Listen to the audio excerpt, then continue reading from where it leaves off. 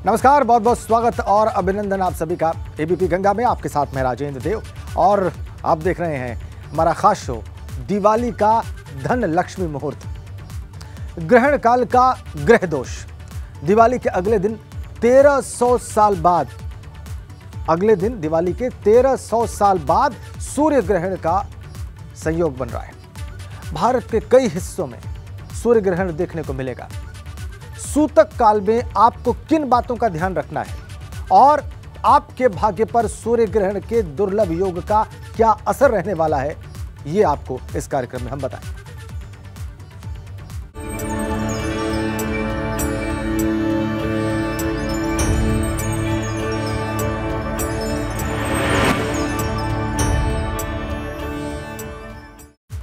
तो चलिए सबसे पहले आपको बताते हैं कि सूर्य ग्रहण किस वक्त लगेगा और भारत में यह कब दिखेगा, और ऐसे में इस दौरान आपको क्या करना है और क्या नहीं करना है। तो सूर्य ग्रहण कब लगेगा, सबसे पहले आपको यह बताते हैं। समय क्या होगा सूर्य ग्रहण का? 25 अक्टूबर को सूर्य ग्रहण लगेगा। दोपहर 2:29 पर सूर्य ग्रहण लगेगा और शाम को 4:22 पर सूर्य ग्रहण समाप्त होगा। देखिए, क्षमा करें, शाम को 4:22 पर सूर्य ग्रहण रहेगा, शाम को 6:32 तक सूर्य ग्रहण रहेगा और ग्रहण की कुल अवधि 4 घंटे 3 मिनट होगी। भारत में ग्रहण की अवधि करीब 1 घंटा 19 मिनट होगी और सूर्य ग्रहण से 12 घंटे पहले सूतक काल लग जाता है। तो 25 अक्टूबर को सुबह 4 बजे के बाद से सूतक लग जाएगा।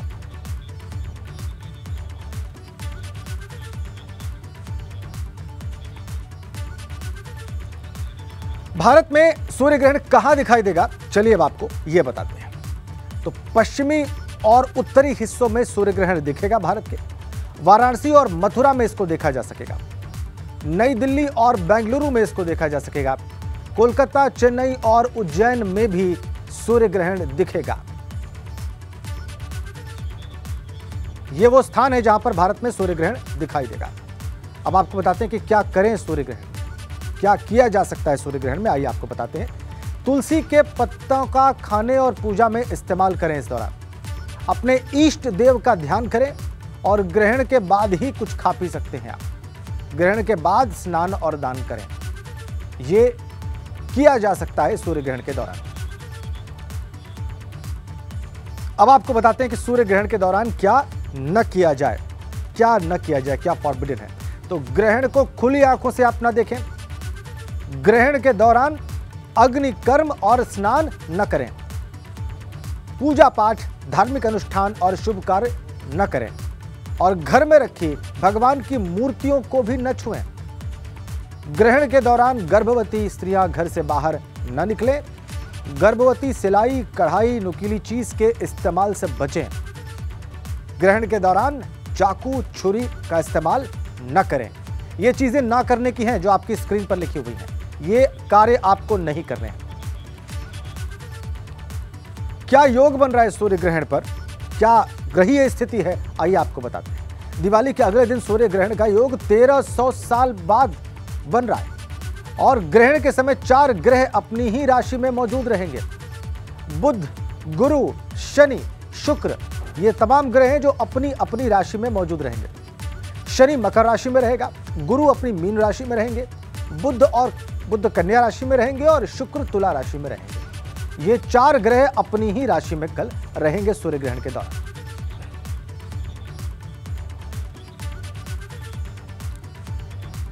तो चलिए अब विस्तार से जानते हैं कि ग्रहण का काल, ग्रह दोष क्या रहने वाला है, और इस पर बातचीत करने के लिए, बल्कि हमें जानकारियां देने के लिए हमारे साथ स्टूडियो में मौजूद हैं ज्योतिषाचार्य श्रुति द्विवेदी जी।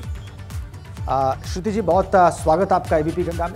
हमारे साथ कानपुर से जुड़े हुए हैं ज्योतिष शास्त्री के दुबे पद्मेश जी। पद्मेश जी, आपका भी बहुत स्वागत।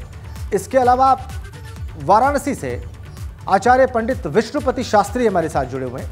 विष्णुपति शास्त्री जी, आपका भी बहुत बहुत स्वागत। हमारे साथ आगे मेरठ से पंडित रवि शास्त्री भी जुड़ेंगे, लेकिन अभी फिलहाल हम बातचीत की शुरुआत करते हैं और सबसे पहले रुख करते हैं स्टूडियो में मौजूद ज्योतिषाचार्य श्रुति द्विवेदी जी का। श्रुति जी, एक बार फिर से स्वागत और अभिनंदन। ग्रहण के बारे में सबसे महत्वपूर्ण बात जो ये लग रहा है, कल दिवाली के अगले दिन 1300 साल बाद, सबसे महत्वपूर्ण बात आप क्या नोटिस कर रही हैं और क्या हमारे दर्शकों को बताएं? देखिए, सबसे पहले तो एबीपी न्यूज़ गंगा के सभी प्यारे प्यारे दर्शकों को दीपावली की बहुत सारी शुभकामनाएं। ये जो ग्रहण काल है, ये ग्रहण जो है ये दिवाली पे पड़ रहा है। ये यूजुअली ग्रहण, सूर्य ग्रहण जो है वो अमावस्या पे पड़ता है और चंद्र ग्रहण जो है पूर्णिमा में पड़ता है। कोई भी ग्रहण जो है वो जोड़े में आते हैं। तो अगर सूर्य ग्रहण अभी पड़ा है तो चंद्र ग्रहण देव दीपावली पर पड़ेगा। ये जो सूर्य ग्रहण है ये सूर्य पीड़ित है, तुला राशि में है। शुक्र, चंद्र, केतु ग्रसित है। ये नॉर्मली जो ग्रहण होता है वो राहु ग्रसित होता है, तो ये ग्रहण जो है वो केतु ग्रसित ग्रहण है, ठीक है। और सूर्य के साथ है, सूर्य जो है वो नीच राशि में है, लेकिन कई मामले में इसे नीच भंग राजयोग कहा जाता है। नीच भंग योग है ये, क्योंकि दो नेगेटिव्स हो गए इसमें, एक तो ग्रहण पड़ा और दूसरा नीच राशि में पड़ा, तो नीच भंग योग का हुआ। ये ग्रहण जो है ये कई मायनों में बहुत चेंजेस ला सकता है। कैसे चेंजेस ला सकता है? पॉलिटिकल चेंजेस ला सकता है, आगामी इलेक्शंस में बदलाव की परिस्थिति बना सकता है, सोलर पावर से जुड़े हुए जितने काम हैं उसमें बदलाव ला सकता है। जैसा मेरी आपसे पहले भी बात हो रही थी, हाइड्रो इलेक्ट्रिक पावर सेंटर्स में बदलाव ला सकता है, इलेक्ट्रिसिटी से जुड़ी हुई चीज़ों में बदलाव ला सकता है, energy sources, renewable energy sources में बदलाव ला सकता है।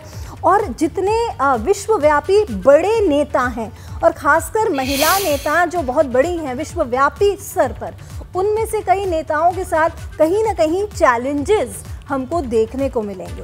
ये जो ग्रहण है केतु ग्रसित है। केतु ग्रसित ग्रहण में दोबारा रोग, बीमारी, शोक की परिस्थिति बनती है। मकर राशि में शनि चल रहे हैं, जैसा आपने पहले भी बताया कि 4 ग्रह जो है अपनी राशि में है। मकर राशि में प्लूटो और सैटर्न का कॉम्बिनेशन है। प्लूटो और सैटर्न का कॉम्बिनेशन, ये जो राशियों की स्थिति है और राशियों पर जो प्रभाव है इसके बारे में आपसे बात करेंगे, लेकिन जो विषय आपने बताया यही ओपिनियन लेते हैं कानपुर से जुड़े ज्योतिष शास्त्री के दुबे पद्मेश जी से।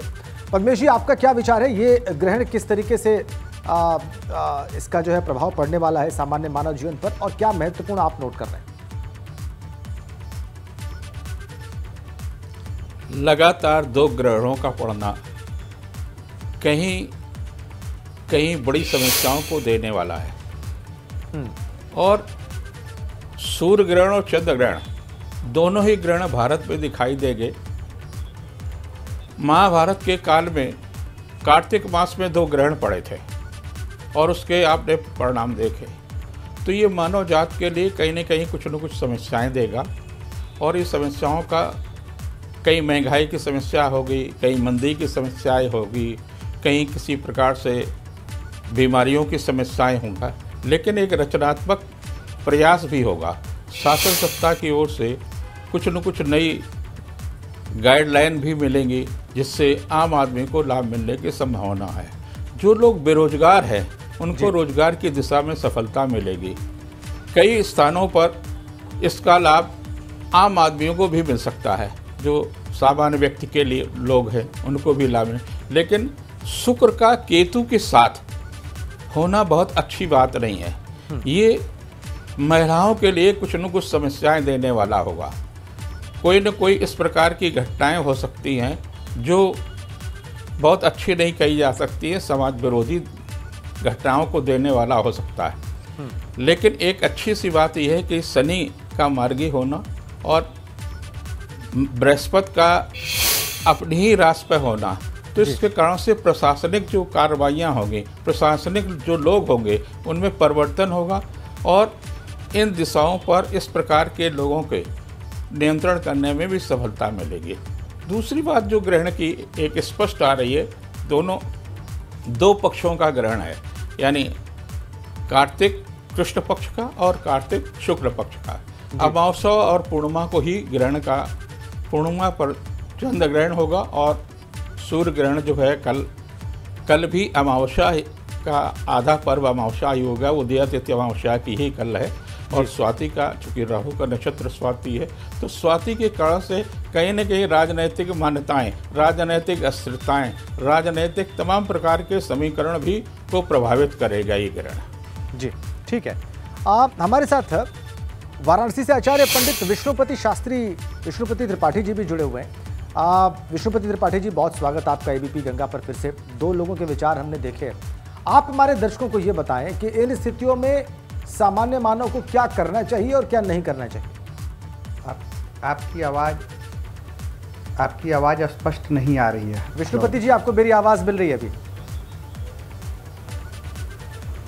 अभी आ रही है। हाँ, आपसे ये जानना चाहेंगे कि सामान्य मानव को इस ग्रहण के दौरान क्या करना चाहिए और क्या नहीं करना चाहिए।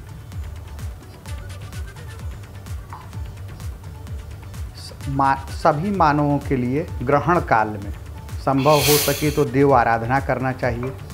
मुख्य ग्रहण काल में सूतक में नियम संयम से रहना चाहिए जी। भगवत भजन करना चाहिए। उस दौरान मंदिर न जाएं, देवालय में पूजा इत्यादि न करें। भोज्य पदार्थ इत्यादि जो नहीं कर सकते हैं वृद्धजन, जो असहाय हैं, वो कर लें, और जो युवा वर्ग इत्यादि हैं न करें तो उत्तम है। ग्रहण के उपरांत ही भोजन इत्यादि ग्रहण करें। इसके उपरांत आता है कि परिस्थिति सूर्य ग्रहण चंद्र ग्रहण क्यों हुआ या होता क्यों है, इसका क्या कारण है और इसमें मानव जीवन पर क्या प्रभाव डालता है। जी जी, हेलो जी जी, आपकी आवाज़ आ रही है? आप निर्बाध बोलें, आप, हम सब सुन रहे हैं। इन सब, हाँ जी जी, तो ये परिस्थितियां बनती हैं और परिस्थितियां नित्य मानव जीवन पर कुछ न कुछ नया प्रभाव छोड़कर जाती हैं। निश्चित तौर पर यह सूर्य ग्रहण मानव जीवन के लिए बहुत उत्तम नहीं है। यह सभी मानवों के लिए, और केवल भारतवर्ष ही नहीं, अपितु हम कहेंगे यह पूरे विश्व के लिए जो है बहुत उत्तम नहीं होगा। विध्वंसक साबित होने की संभावना बनता है। ठीक है, आप कह रहे हैं कि ये विध्वंसक होगा आमतौर पर पूरे मानव समाज के लिए, पूरे विश्व में। और आपने ये भी बताया कि क्या करना चाहिए सामान्य तौर पर और क्या करने से बचा जाना चाहिए। मेरठ से इसी बीच में कथावाचक पंडित रवि शास्त्री जी भी हमारे साथ जुड़े। क्या करने से जी, पंडित रवि शास्त्री जी, बहुत स्वागत आपका एबीपी गंगा। पंडित जी, हम लोग बात कर रहे हैं जो सूर्य ग्रहण लग रहा है 1300 वर्षों बाद दिवाली के अगले दिन, उसका प्रभाव क्या होगा और उस दौरान हमें क्या करना है और क्या नहीं करना है, आपके विचार क्या है? सर जी, सर ये बहुत उत्तम प्रश्न है। मैं सभी दर्शकों का स्वागत करते हुए निवेदन करना चाहूँगा कि देखिए, जैसे सूर्य ग्रहण हो या चंद्र ग्रहण, कोई भी ग्रहण बहुत ज़्यादा अनुकूल होते नहीं है कभी भी, जैसे पूर्व में। और जहाँ तक मुझे राजेंद्र जी का प्रश्न अच्छा है कि जैसे अब ये तो सबको ही पता होता है कि भाई सूर्य और चंद्रमा को भगवान विष्णु ने जिस समय अमृत मंथन के लिए उपयुक्त किया था, उस समय के लिए वहीं से ग्रहण का प्रादुर्भाव हुआ। वैज्ञानिक दृष्टि से अगर हम देखते हैं किसी तरीके से, तो ये सूर्य और चंद्र पे जो एक किस्म से पृथ्वी अपोजिट छाया पड़ती, तो ये ग्रहण आता है। ग्रसन करने का नाम ही ग्रहण है, पहली बात तो। कुल मिला के यहाँ पे हमें पता चलता है कि जो ग्रसन है किसी भी चीज़ का हो सकता है। अलग अलग राशि वाले लोगों के लिए अलग अलग तरीके का इसमें प्रेडिक्शन होता है। जैसे तुला राशि में ग्रहण है, तो इसमें तुला राशि वालों के लिए बहुत नेगेटिव ग्रहण है, ये आप सब जानते हैं। परंतु कुछ लाभ लेने के लिए भी, जैसे मंत्र साधना के लिए, और जैसे दीपावली के समय पे जैसे धन्वंतरी जयंती इत्यादि का भी, जैसे मतलब सभी चीज़ जो यम पंचक के 5 दिवस का जो पक्ष आता है, इसके लिए देखा जाए तो साधना के लिए बहुत उत्तम समय भी ग्रहण ही होता है। हर तथ्य के 2 पहलू होते हैं, कभी पॉजिटिव कभी नेगेटिव। तो पॉजिटिवली देखें तो समय साधना और राशियों के लिए भी ये उत्तम चीज़ भी है। डायरेक्टली देखें तो ग्रहण का फल अनुत्तम भी हो सकता है। जी, ये आपने बड़ी महत्वपूर्ण बात कही कि इसके दोनों ही पक्ष हैं। साधक जो हैं उनके लिए ये बहुत उत्तम समय है, वो साध सकते हैं, और जो ग्रही स्थितियां हैं ये उनके लिए मददगार भी हो सकती हैं। लेकिन दूसरी तरफ देखा जाए तो सामान्य तौर पर बहुत अच्छा नहीं होता है कोई भी ग्रहण। आप सभी हमारे साथ बने रहें, आप सबसे आग्रह है। इस बातचीत को हम और आगे बढ़ाएंगे और जानकारियां प्राप्त करेंगे इस ग्रहण के बारे में, जो कि 1300 वर्षों बाद दिवाली के अगले दिन लग रहा है। क्या मतलब है इसका आपके लिए और हमारे लिए, जानेंगे।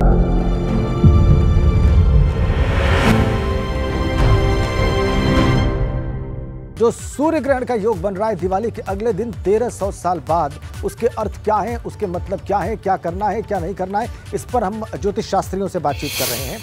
श्रुति द्विवेदी जी इस वक्त हमारे साथ हैं। श्रुति जी, आप एक बात संक्षेप में जानना चाहेंगे, आपके हिसाब से ये जो ग्रहीय स्थिति है ये किस प्रकार के लोगों के लिए लाभप्रद भी हो सकती है, जिसका जिक्र अभी कर रहे थे विष्णुपति शास्त्री जी? नहीं, बहुत बढ़िया बोला सभी विद्वानों ने। और एक बात बोलूं कि जो लाभप्रद स्थिति बनेगी, कई राशियों के लिए भी लाभप्रद रहेगी, कई लोगों के लिए भी लाभप्रद रहेगी। जैसा कि बताया गया है कि 4 ग्रह जो हैं वो अपने ही राशि में विराजमान हैं, जिसमें से केवल शुक्र जो है वो पीड़ित है। शुक्र केतु के साथ है, शुक्र चंद्र केतु पीड़ित है और एक केतु जनित ग्रहण है।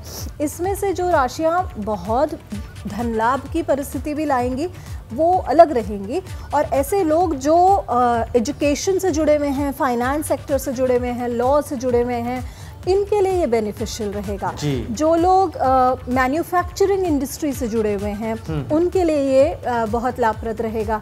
मीडिया जगत में हालांकि फेरबदल की बहुत संभावना है, सत्ता पक्ष में फेरबदल की बहुत संभावना है। बड़े अधिकारी वर्ग, जैसे पद्मेश जी बोल रहे थे, बिल्कुल सही बात है कि वहाँ पर भी एकदम ट्रांसफर्स, पोस्टिंग्स की बात इस ग्रहण के बाद इमीडिएट होने की परिस्थिति बनती हुई नजर आ रही है। महत्वपूर्ण बात आपने अंडरलाइन कर दी श्रुति जी कि एजुकेशन, लॉ, फाइनेंस ये वो क्षेत्र हैं जिससे जुड़े लोग लाभ की स्थिति में भी रह सकते हैं और सत्ता में जो स्थितियां हैं वो परिवर्तित होती दिख सकती हैं। पद्मेश जी का आपने जिक्र किया, उनके पास भी चलेंगे। पद्मेश जी, क्या वो चीज़ें हो सकती हैं जिनका विशेष ध्यान रखा जाए, खासकर अगर आप उस दौरान कोई साधना कर रहे हैं, आराधना कर रहे हैं और उसका समय आपने निकाल लिया है ग्रहण के दौरान?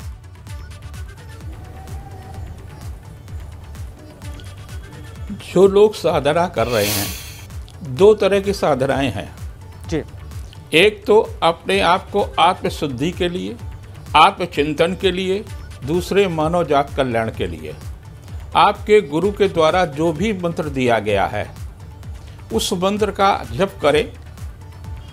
अगर उसमें ओम लगा, जैसे पंचाक्षरी मंत्र है नमः शिवाय नमः शिवाय जी, लेकिन जब हम इसमें ओम लगा देते हैं तो ये मानव कल्याण के लिए होता है, स्वयं के लिए नहीं रह जाता है। और नमः शिवाय जब करते हैं तो अपने लिए होता है। तो इस बात की सावधानी रखें कि किस प्रकार का आप मंत्र जप कर रहे हैं, किस प्रकार की साधना कर रहे हैं, मूर्ति को स्पर्श न करें। ठीक है, आपने 2 बात कर दी पद्मेश जी। आपने 2 बातें की हैं, एक तो ये कि आत्मशोध के लिए एक साधना है, दूसरा मानव कल्याण के लिए है और दोनों को ध्यान में रखा जाना चाहिए। वाराणसी से विष्णुपति शास्त्री जी हमारे साथ हैं। विष्णुपति त्रिपाठी जी, ये बताएं कि क्या बिल्कुल ही अवॉइड करना है अगर खाने पीने की बात करें, क्योंकि कई लोगों के लिए संभव नहीं होता है कि वो इतने लंबे समय तक बिल्कुल व्रत की स्थिति में रहें? शास्त्र कहता है कि असाध्य जो हैं, जो रोगी हों, वृद्धजन हों, बच्चे हों, उनके लिए जो है ऐसा कुछ नियम नहीं है, वह खा सकते हैं। जो लोग बहुत ही जिनका रहता है कि हम भोजन के बगैर नहीं चल सकते तो फलाहार इत्यादि ग्रहण कर लें, परंतु ज़्यादा से ज़्यादा बचना चाहिए। हमारा आध्यात्मिक कारण तो है ही है, साथ में विज्ञान भी कहता है कि उस समय बैक्टीरिया इत्यादि का फैलना, ये सब चीज़ें रहती है और अध्यात्म में भी इसका एक जो है वर्जित किया गया है। जी जी जी। सुपाच्य पदार्थ ग्रहण कर लें जो आसानी से पच जाएं, इस प्रकार से उत्तम रहेगा। ठीक है, ठीक है, सुपाच्य भोजन करें और अपना वृद्धों के लिए और जो अक्षम है उनके लिए बिल्कुल कोई मना ही नहीं है।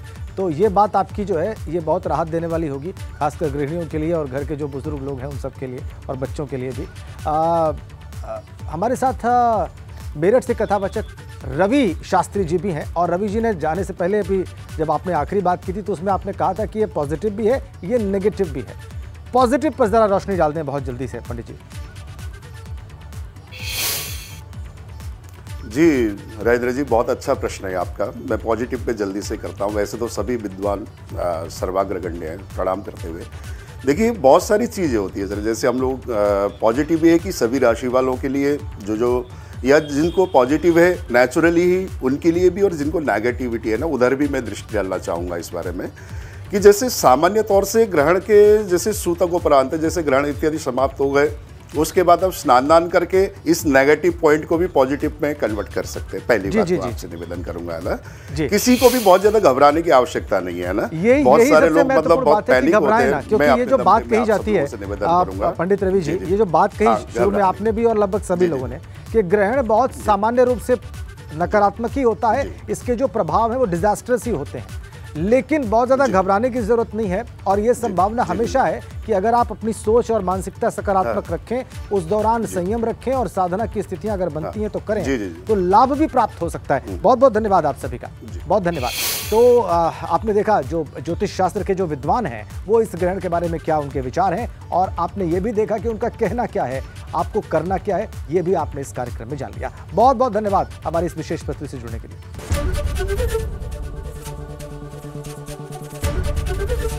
एबीपी गंगा, खबर आपकी, जुबान आपकी।